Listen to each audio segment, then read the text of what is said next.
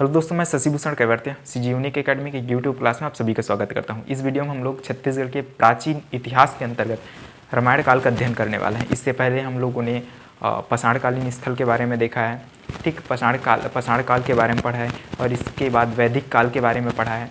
तो अगर वो वीडियो आप लोगों ने नहीं देखा है तो उसका लिंक जो है आपको डिस्क्रिप्शन बॉक्स में उपलब्ध करा दिया जाएगा, आप वहाँ से वो वीडियो जाकर देख सकते हैं, ठीक है। तो जो पिछले हम लोगों ने अध्ययन किया तो उससे संबंध में आपके लिए दो क्वेश्चन है कि पहला क्वेश्चन आपके लिए है कि वैदिक काल में बस्तर को क्या कहा जाता था, पहला क्वेश्चन, ठीक है। दूसरा क्वेश्चन है आपके लिए कि नवपाषाणकालीन स्थल चितवा डोंगरी की खोज किसने की थी। ये दोनों क्वेश्चन का आंसर आपको कमेंट बॉक्स में कमेंट करके देना है, ठीक है। चलिए अगला देखते हैं। यहाँ पर आपको देखने को मिलेगा रामायण काल में। यहाँ पर मैं बता दूँ, यहाँ पर जो क्वेश्चन ज़्यादातर बनते हैं हम लोग वही उसी को देखेंगे, ज़्यादातर स्टोरी कवर नहीं करेंगे, है ना। चलो देखते हैं। आपको यहाँ पर देखने को मिलेगा छत्तीसगढ़ का नाम क्या है, छत्तीसगढ़ के यानी रामायण काल में छत्तीसगढ़ का नाम क्या पड़ता था।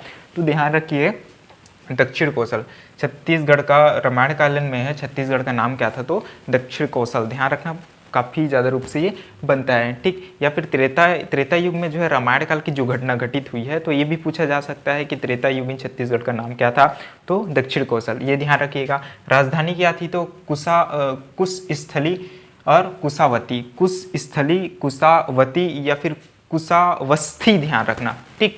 एक क्या तो कुशस्थली, दूसरा कुशावस्थी और तीसरा कुशावस्थी, ठीक है। तीन चीज़ें ध्यान रख लिए रहना, ठीक। अगला देखते हैं यहाँ पर बस्तर का नाम यानी रामायण काल में बस्तर का नाम क्या था तो दंडकारण्य था। रामायण काल में बस्तर का नाम क्या था तो दंडकारण्य था, क्योंकि इस क्षेत्र में जो है इक्ष्वाकु के पुत्र दंडक शासन करते थे, जिसके कारण बस्तर का नाम क्या पड़ गया था दंडकारण्य पड़ गया था, ठीक है। तो ध्यान रखना, ये क्या है तो बस्तर का रामायण काल में बस्तर का क्या नाम था तो दंडकारण्य, काफ़ी इंपॉर्टेंट है ये। और ये ध्यान रखना, ठीक। जिसकी राजधानी क्या बताया जाता है तो मधुमंत बताया जाता है, ठीक है। जिसकी राजधानी क्या बताया जाता है तो मधुमंत, काफ़ी इंपॉर्टेंट है, ये भी ध्यान रखिएगा, ठीक। दक्षिण कौशल की भाषा क्या थी तो कोसली थी। दक्षिण कौशल में जो भाषा बोला जाता था वो क्या थी तो कोसली थी, या फिर प्राचीन छत्तीसगढ़ की भाषा क्या थी तो कोसली थी, ये भी ध्यान रखिएगा, ठीक है। रामायण काल की घटना के बाद, अब जब रामायण काल घट गया तो उस समय तो इनके राजा, यानी आपका देखते हैं तो रामायण के बाद राजा राम के बाद जो है राजपाट इनको मिला, उनके पुत्र को मिला, लव और कुश को मिला। तो लव किस क्षेत्र में शासन किए, लव जो है उत्तर कौशल में लव शासन किए, यानी ज्येष्ठ पुत्र जो है लव ने शासन किया, जिनकी राजधानी क्या बनी श्रावस्ती। उत्तर प्रदेश क्षेत्र यानी उत्तर कौशल, उस क्षेत्र में शासन कौन किए, लव शासन किए, जिनकी राजधानी क्या बन गई श्रावस्ती, ठीक। अगला देखते हैं तो दक्षिण कौशल में कौन शासन किए तो कुश किए, जिसकी राजधानी क्या स्थली या फिर कुशावती या फिर कुशावस्थी, ठीक। ये तीनों ध्यान रख लिए रहना, ठीक, ये ध्यान रखना। अगला ध्यान रखना राम वन गमन पथ, ठीक। 2019 में इसका क्या किया, शुरुआत किया गया और उद्घाटन 2021 में किया गया था। पूरा डेट देखें तो शुरुआत जो है 22 नवंबर 2019 को और उद्घाटन जो है 7 अक्टूबर 2021 को किया गया। कहाँ किया गया तो चंदखुरी रायपुर में किया गया, ठीक है। ध्यान रखना, चंदखुरी रायपुर में किया गया, ये चीज़ ध्यान रखना। इसके अंतर्गत आप देखें तो इसके अंतर्गत छत्तीसगढ़ के स्थलों को चिन्हांकित किया गया। कितने स्थल चिन्हांकित किया गया तो 75 स्थलों को चिन्हांकित किया गया, जिसमें से विकसित करने के लिए प्रथम चरण में 9 स्थल, प्रथम चरण में कितने स्थल चिन्हित किए गए तो 9 स्थल चिन्हित किए, जिनके बारे में हम लोग अध्ययन करने वाले हैं। और एक चीज़ ध्यान रखिएगा, ये राम वन गमन पथ की प्रेरणा कहाँ से मिली तो एक चीज़ ध्यान रखिएगा, मन्नू लाल यदु के दंडकारण्य रामायण नामक पुस्तक से, और हेमू यदु ये छत्तीसगढ़ पर्यटन में राम वन गमन पथ नामक पुस्तक से राम वन गमन पथ की प्रेरणा मिली, ठीक है। ध्यान रखना ये चीज़ बातें। अगला देखते हैं तो कुल लंबाई जो है 2260 किलोमीटर है। कुल लंबाई कितने है तो 2260 किलोमीटर है, ध्यान रखिएगा, ठीक। ये पूछा जा चुका है।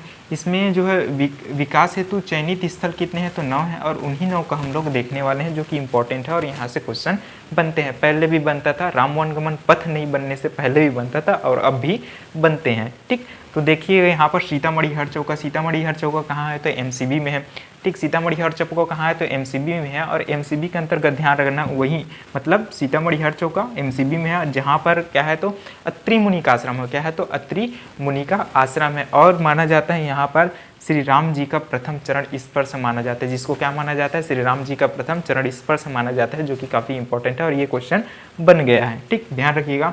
दूसरा देखते हैं तो आप रामगढ़ की पहाड़ी। रामगढ़ की पहाड़ी कहाँ है, तो सरगुजा में है। रामगढ़ की पहाड़ी कहाँ है, तो सरगुजा में है। ठीक, यहाँ पर ध्यान रखना है सीता बेंगरा और लक्ष्मण बेंगरा की गुफा है, सीता बेंगरा और लक्ष्मण बेंगरा की गुफा है, जो कि इंपॉर्टेंट है। अगला ध्यान रखते हैं तीसरा देखते हैं तो शिवरी नारायण कहाँ जाते हैं, शिवरी नारायण कहाँ है, तो जांजगीर चांपा में है। जांजगीर चांपा में ये क्यों फेमस है, तो यह ध्यान रखना, रामायणकालीन स्थल ध्यान रखना। माता सबरी ने जो है श्री राम को यहाँ पर जूठे बेर खिलाए थे, है ना, क्या खिलाए थे, जूठे बेर खिलाए थे, और माता सबरी का यहाँ पर मंदिर है। ठीक है, ये धार्मिक स्थल है एक। ठीक, ध्यान रखिएगा। अगला चलते हैं तो तुरतुरिया आश्रम कहाँ है, तो बलौदा बाजार में है। ठीक, कहाँ है, तो बलौदा बाजार में ये है। वाल्मीकि ऋषि का आश्रम है, कहाँ है, तो वाल्मीकि ऋषि का आश्रम है। और लव और कुश का जन्म स्थल है, क्या है, तो लव और कुश का जन्म स्थल है। और यहीं पर जो है छेरछेरा के अवसर पर, तुरतुरिया में छेरछेरा के अवसर पर जो है मेला भरता है। ठीक है, आप बताइएगा छेरछेरा कब मनाया जाता है, ये भी आप कमेंट करके बताइएगा। ठीक, अगला चलते हैं तो हम लोगों को आपको देखने को मिलेगा चंदखुरी रायपुर। ठीक है, आप अगला देखने को मिलता है 5वां चंदखुरी रायपुर। चंदखुरी कहाँ है, तो रायपुर में। ये क्या है, तो भगवान श्री राम का नैनीहाल। ठीक है, भगवान श्री राम का नैनीहाल मामा घर है ना। ठीक, भगवान श्री राम का नैनीहाल है, मामा यहाँ है। ठीक, ध्यान रखिएगा। और कौशल्या माता के यहाँ पर मंदिर है, कौशल्या माता का मंदिर है, जो भारत का एकमात्र मंदिर माना जाता है। ठीक है, जो भारत का एकमात्र कौशल्या माता का मंदिर है। ठीक, और इसके नाम मतलब रामायण काल में जो है इसका नाम क्या था, तो चंद्रपुरी था। ठीक है, रामायण काल में इसका नाम क्या था, तो चंद्रपुरी था, चंद्रपुर नहीं चंद्रपुरी, ध्यान रखना, क्या था, तो चंद्रपुरी था। अगला देखते हैं 6वां तो राजिम यानी गरियाबंद। राजिम क्या है, तो गरियाबंद जिले में है। ये जो है लोमस ऋषि का आश्रम है यहाँ पर, क्या, तो लोमस ऋषि का आश्रम है, ये भी ध्यान रखिएगा।